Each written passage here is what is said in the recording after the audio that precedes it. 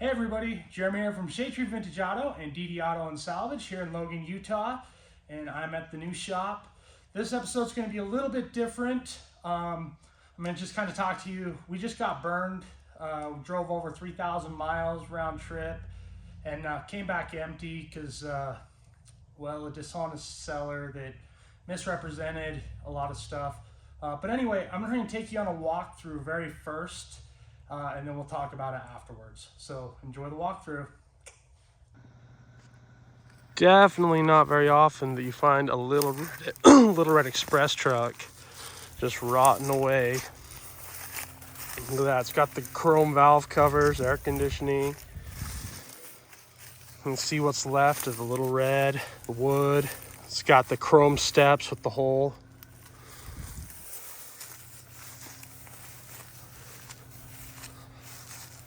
Yeah, that's pretty cool.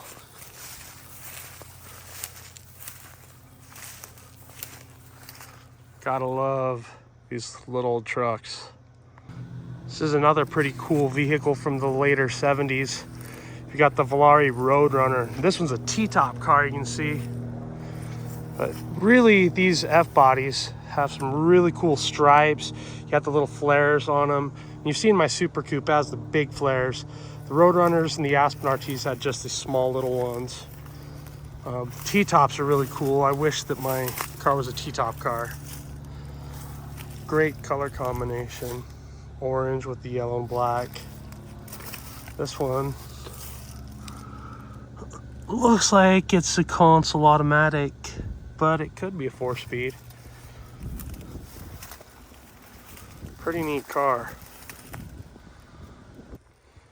So this one's a 68 Dart GTS, but what's really cool about this one is, well, see the H code? That means this is a 383 car. So this is a real big block 68 Dart GTS. Looks like it's been tubbed. Was a 4-speed car apparently.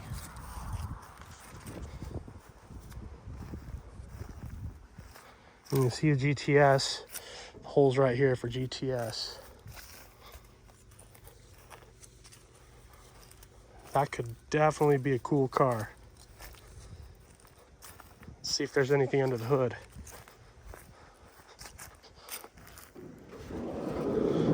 K-frame.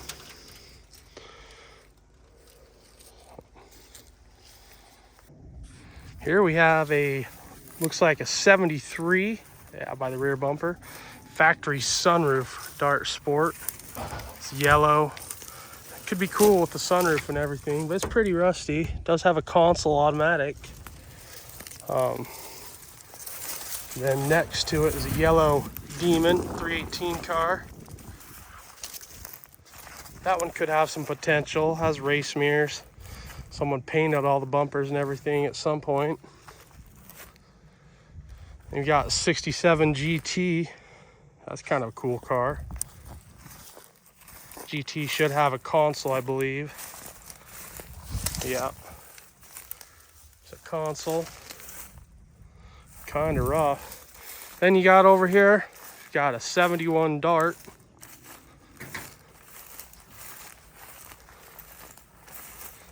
Probably nothing really special other than it's 71 Dart. And this is a 72 black on black 340 Demon. Not sure what it has, if it has the engine under the hood. Yeah, it looks like it. There's fender tag. But I can tell it's pretty rusty because from right here, I can see through the trunk. But it is a black on black 340 Demon.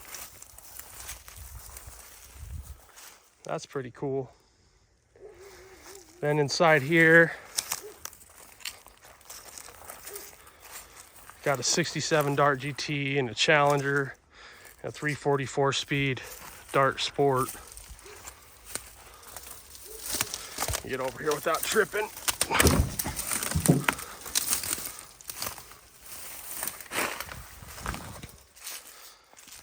That Dart Sport could actually be cool. It's probably one of my favorite ones over here so far. It's pretty dirty. said, you see the 4-speed. Then a Challenger. I'm not sure what engine the Challenger was. Did you look, Dean? I haven't been over there yet. 74? 2 or 3, I think. The bumper doesn't look like the 4. That's pretty stripped out. Yeah, it's got to be 72, 3 or 4. Oh, 72 had That big style of bumper grill. guard? Yeah, it's probably a 73 because 72 had a smaller guard, but the 74, the bumper was a little further out, I think.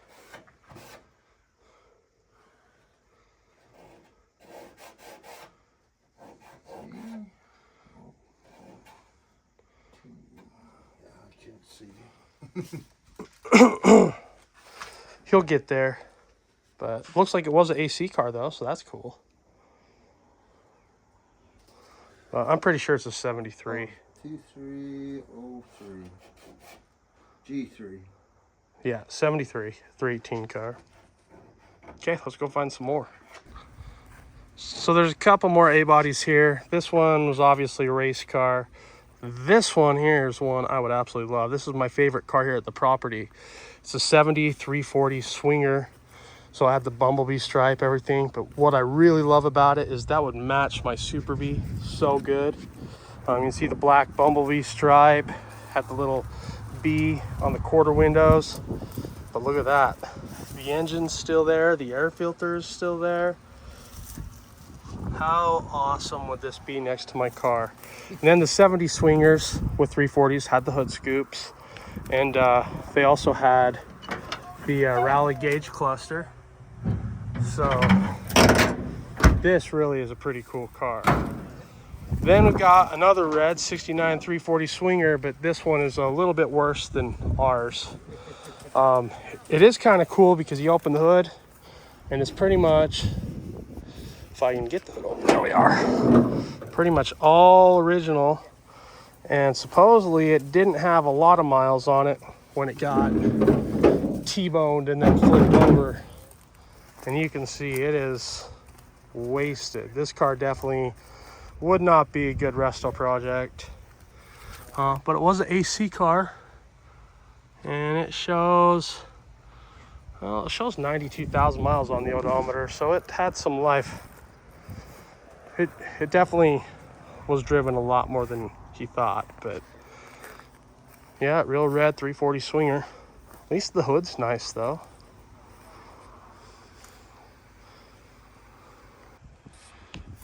Well, we're in another area and looking at some stuff, and you know, this one's nothing too special. It's just a cut up Dodge Dart. But what's cool or sad, how you look at it, that's a 70 Challenger RT, real RT JS car, 383. You can see what's left, some of the stuff. But unfortunately, it's kind of stripped. A little bit rusty. And this is a 67 Cornet RT sitting here. Also, it's pretty rusty. It's had some stuff stolen off of it. Roof is gone as far as all the rust up on the top. Just gonna look to see if the fender tag is here on the Challenger, and it is. You can see it's an E63. Let me see if I can get the hood open. Oh, it's just sitting there. That'll be easy. So it's just green. Looks like, can't really tell what number the trans was, but I'm pretty sure it was automatic. Yeah, it's just automatic. Cluster's gone, door won't open, but it is a real RT. Then over here, another 70, 71 Challenger. This one looks pretty rough as well. Definitely been sitting out here for a really long time.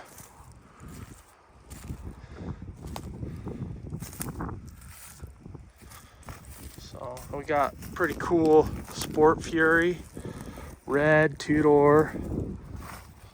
Well, Sport Furies all were 2-door. Look at the cacti, definitely don't want to trip over that. Pretty cool front end.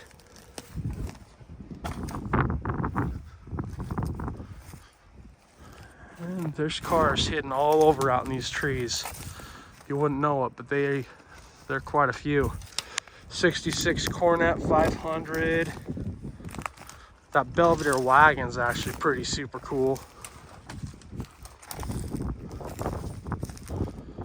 And it's actually really cold, and it's not supposed to be. We're in central Texas, and it's like 40. Got a Challenger dash sitting here. That's a JH dash. 68 satellite 2-door.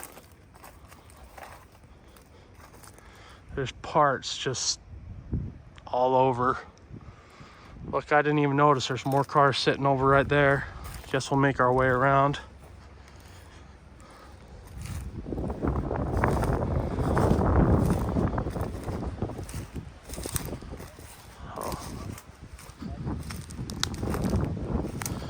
Imperial, crew cab, old police car, legitimately old police car. You can see the badge on the door. I'll get over there in a minute. Okay, back. Another 71 Challenger. Unfortunately, missing its dash. You've got cars up in here, old Magnum. There's some C bodies up there. Got a Belvedere convertible and a Belvedere. Actually, it might be a Roadrunner. I don't know. There's even a 67, 68 Mustang convertible sitting over here.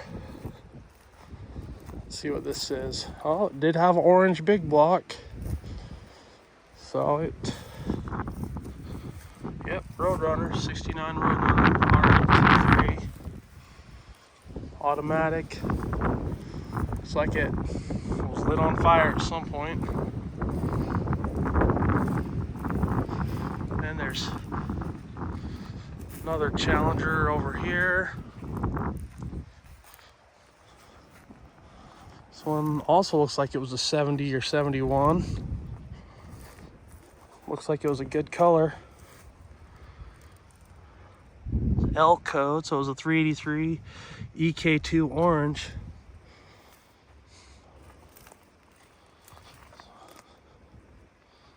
So automatic, had a roll cage in it.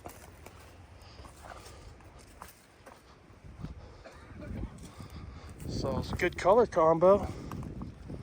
We got a 67 Barracuda Fastback. I think if I recall, he said that's a factory 383 car. Then Hulk of a Duster.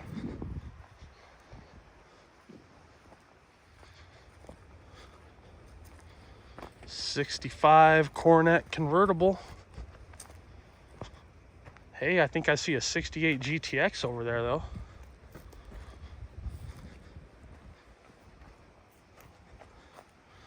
Another Challenger shell. Little shorty. Dodge Dart. Yeah, it was a Top Banana 70, 71. 68 4-door.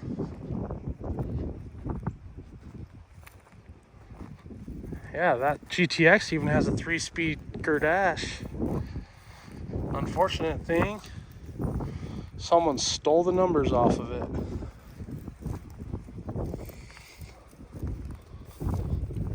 It's a bummer. Yeah, it still has the tail panel.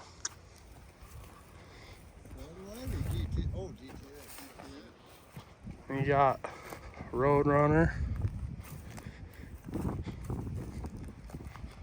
Dodge Dart Sport. Couple more Challengers over here.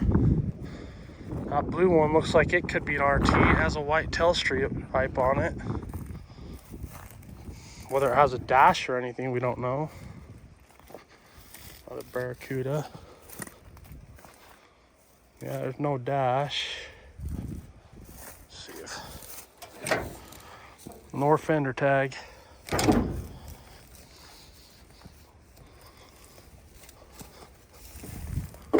And there's even more over there.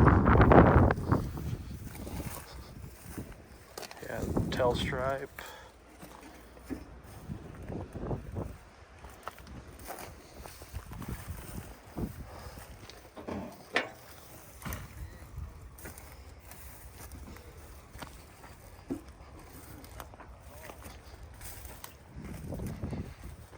Had a roll cage.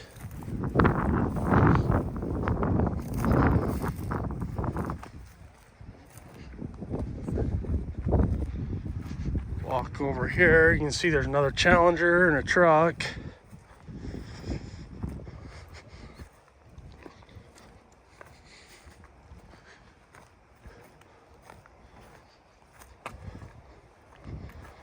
So that was a 72 3.4.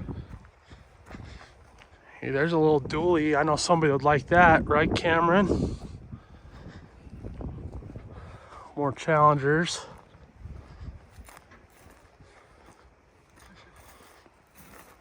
That one's a 70-71.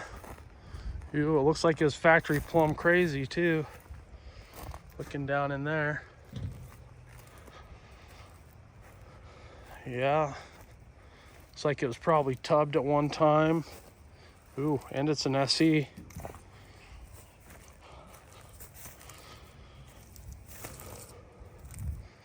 And that one's also plumb crazy. It's got the tail stripe. 70-71.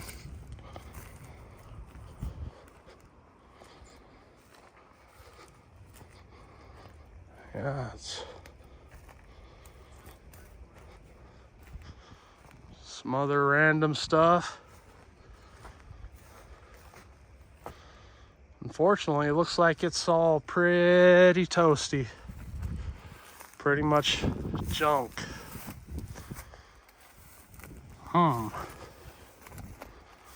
Well, I'll let you know if we grab anything. Otherwise, what an adventure. Okay, so as you can see, there were some cool cars, some cool parts, everything sitting there. Basically what happened is we made a deal on one of the cars, and well, two of the cars actually.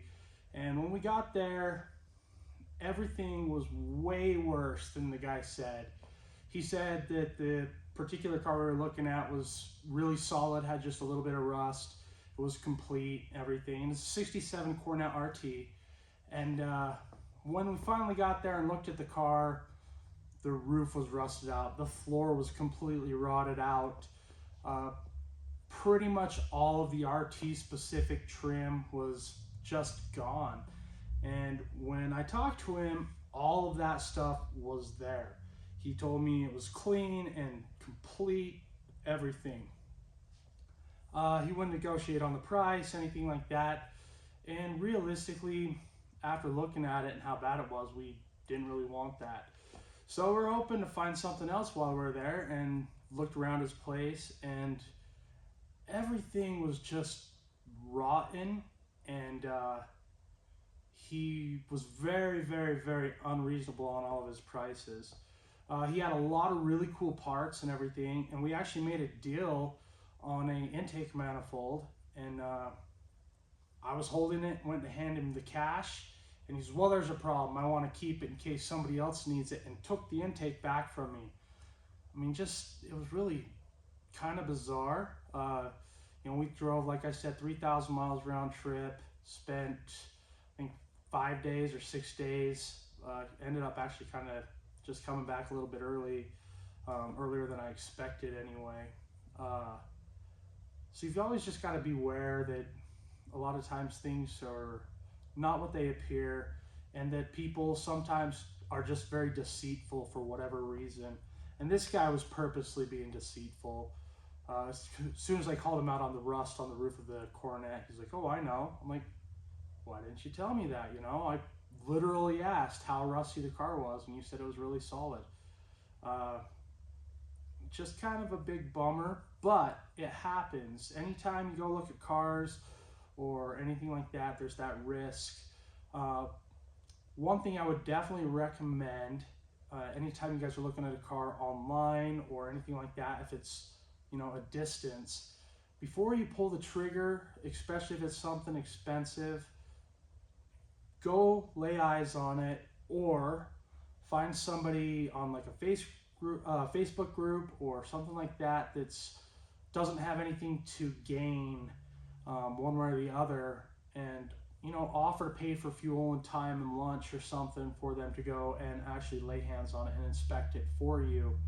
Because even if you have to pay somebody $200 or $300, I mean, it's worth paying somebody $200-300 to save yourself thousands and thousands and thousands of dollars.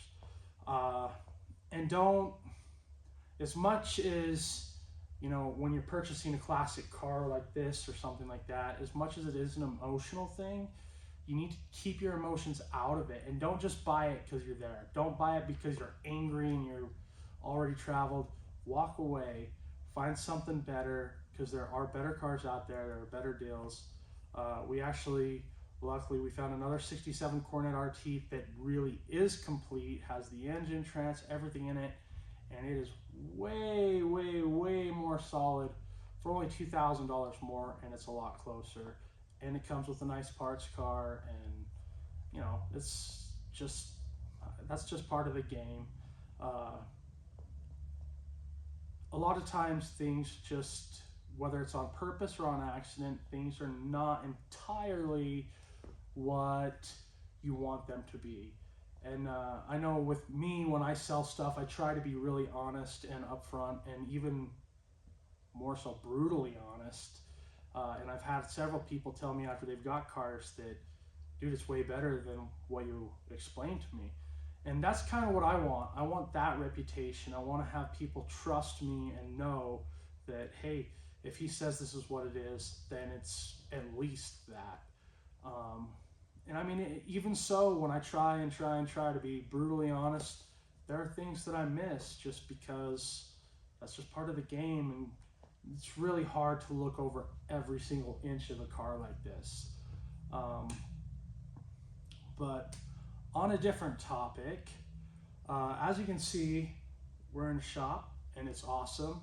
And we have the 69 340 Swinger right here that it's getting ready for MuscleCars at the Strip, which is in like 36 days. We have to be there. It's going to be the Jalopy autocross car. It's 344 speed.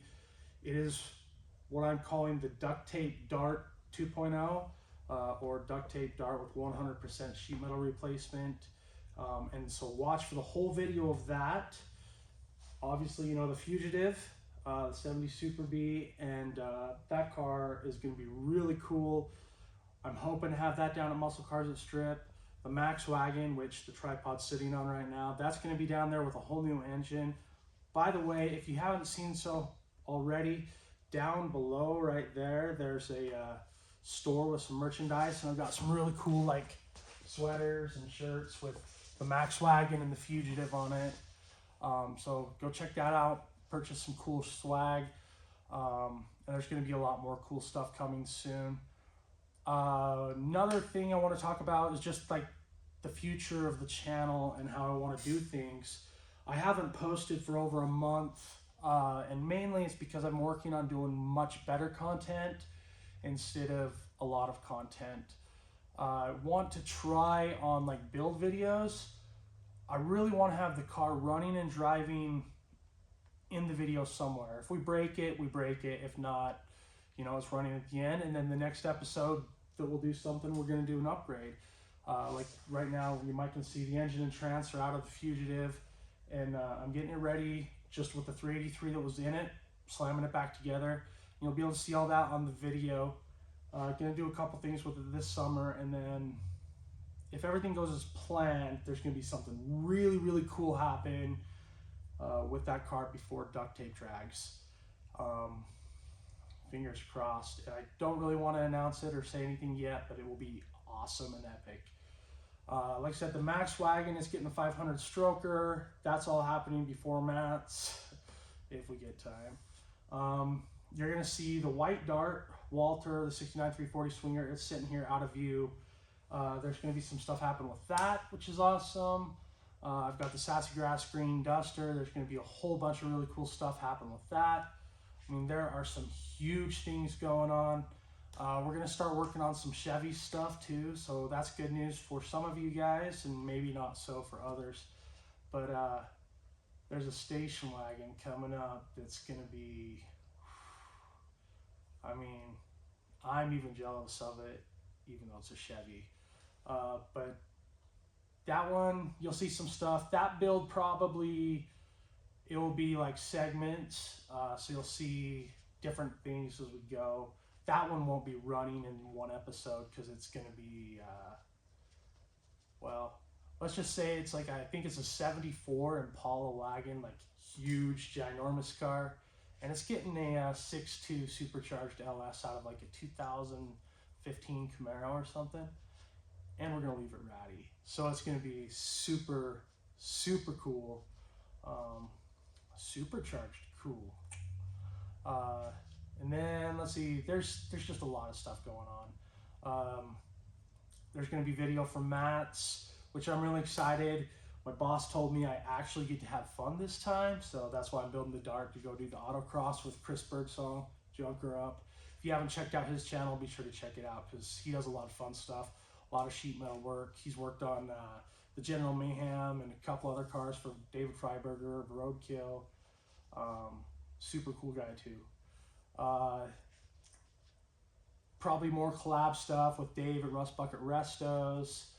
He's also really cool, does a lot of great metal work. He just finished all the metal work on a 69 Roadrunner convertible for us, and there will be a lot more video of that coming up in the future.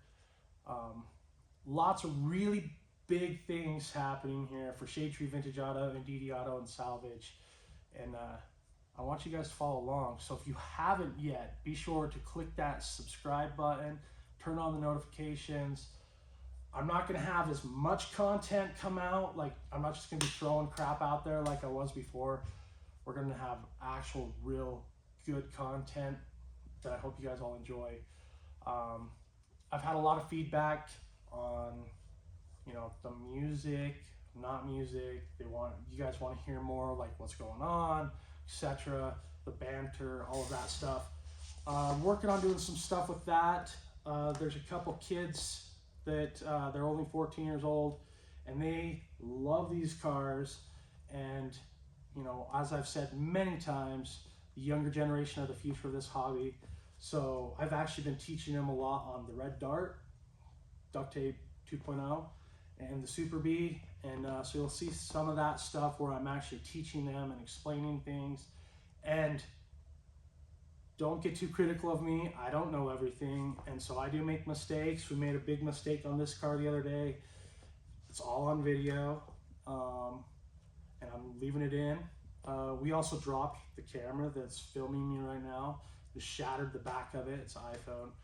I'm leaving it all in because I want it to be raw and real, but I want it to be good.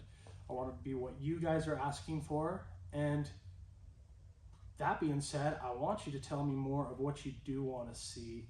And I really do try to listen and do a happy medium that makes everybody happy. But as anybody knows, that's impossible. You can't make everybody happy. Also, really want to thank QA1, Calvert Racing, Super Clean, AMD, and several other people, DD Auto. This dart has a ton of cool QA1 stuff on it. It's awesome. Champion Radiators, need to thank them as well. They've provided radiators for that, as well as the Duster you'll see later on, and the Max Wagon, and the Dart actually. Anyway, and most of all, I really want to thank all of you guys and girls for watching and supporting me. It's been awesome. My channel's like 2.5 years old and almost 14,000 subscribers. Thank you so much. That is so cool. It's really fun to actually get recognized in places. It caught me off guard. I got recognized at a rest stop in Idaho. That was kind of interesting. Anyway, we're going to be a lot of events this year also. So I'll let you know as we're getting ready. Obviously, MuscleCars at the Strip are going to be there. I'll be doing swap meet some of the time. I'll also be walking around doing video, meeting people, hanging out with other friends and YouTubers, and of course the autocross. And if everything goes right, you'll be able to see the Fugitive down there as well. It's just going to be parked there just so you guys can check it out and do whatever. Anyway, thanks again so much. If you'd like to help support the channel, be sure to buy some of those shirts, sweaters, whatever. That helps me a lot. It's hard for me to talk like this, really. Not about cars. Anyway, thanks again. Have a great day.